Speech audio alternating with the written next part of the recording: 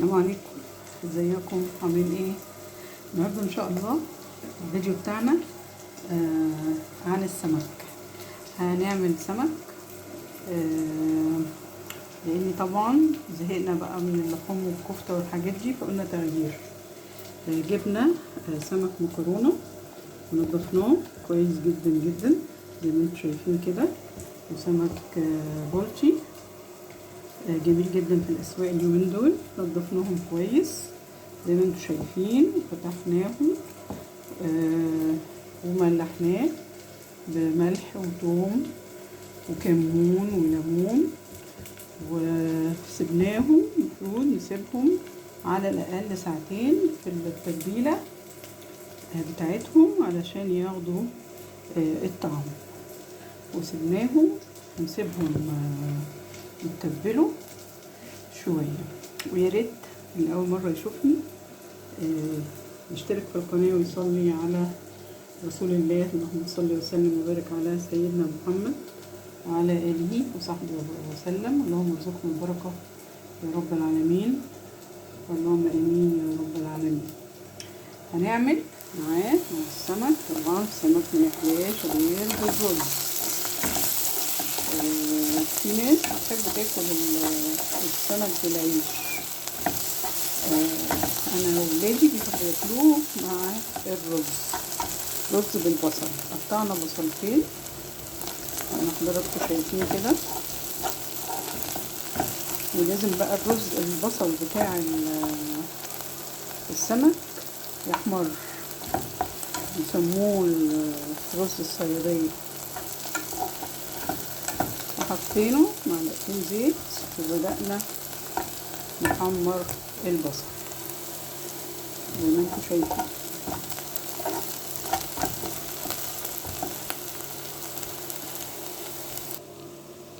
البصل بتاعنا احمر، ووصلنا الرز وضفناه، وضفنا توابل الرز دون. بنحط له كمون، بنحط له ملح، وكل واحد بقى يزود التوابل اللي هو بيحبها على الرز اللي بالبصل. نشوحه شويه مع البصل.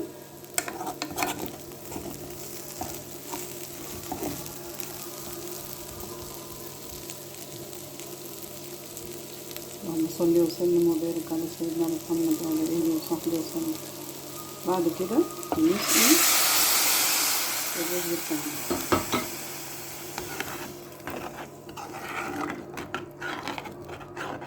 بنعمل الاول الرز علشان يلحق يستوي قبل ما نبدأ في قلية السمك.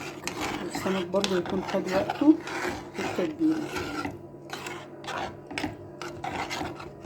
يا ريت اللي يشوف الفيديو يا جماعه يعمل لايك للفيديو، يشترك في القناه ويفعل الجرس.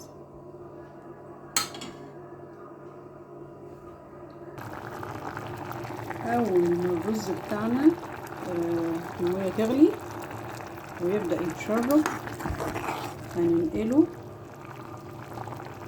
على او هنوطي عليه، ونوطي عليه.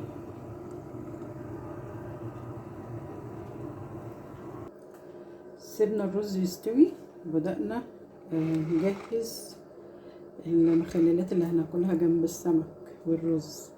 قطعنا طماطم 4/4، وسلقنا باذنجان، وعملنا الخلطة اللي هنحشي بيها توم وملح وكمون وشطة اللي بيحب يضيف الشطة. الأكلة السمك دي يا جماعة بتحب الطماطم المخللة دي جدا. انا عرفتها من والدتي، على طول تقولي طالما عاملين سمك نقطع طماطم مخلله. وكمان بقى لو في جرجير، كمان السمك بيحب الجرجير. فجهزتهم دول وعصرت عليهم ليمون، ونحط عليهم خل، هنحط عليهم بقى رشة خل، يبقى عليهم ليمون وعليهم خل، بيدي طعم برضو جميل. ونسيبهم برضو عبال ما نجهز السمك بتاعنا. جهزنا السمك يا جماعة اللي هنقليه.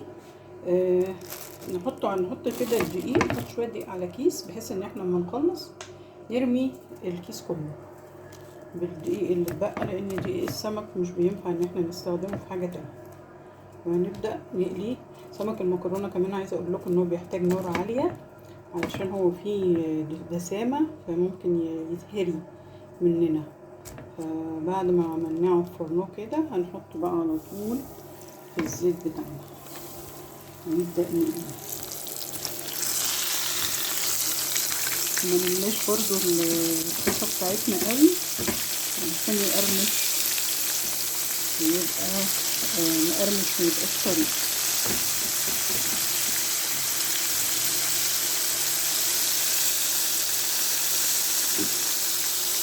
نسيب النار عالية، ما نوطيش خالص على السمك المكرونة ده، لان هو بيتهري، لان فيه نسبة دهون. كده المكرونة خلاص كده هنطلعها مرة. يا جماعة الرز بتاعنا استوى، بسم الله ما شاء الله، جميل ومش معجن، حلو جدا. وادي السمك بتاعنا بعد ما حمرناه، بسم الله ما شاء الله، اللهم بارك لنا فيما رزقتنا.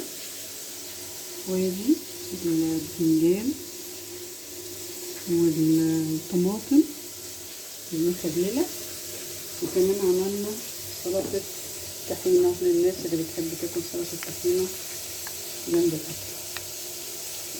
وكده الفيديو بتاعنا بتاع النهارده خلص. ياريت تشتركوا في القناة وتفعلوا الجرس علشان يوصلكم كل جديد. تحياتي لكم جميعا، شكرا جزيلا، والسلام عليكم ورحمة الله وبركاته.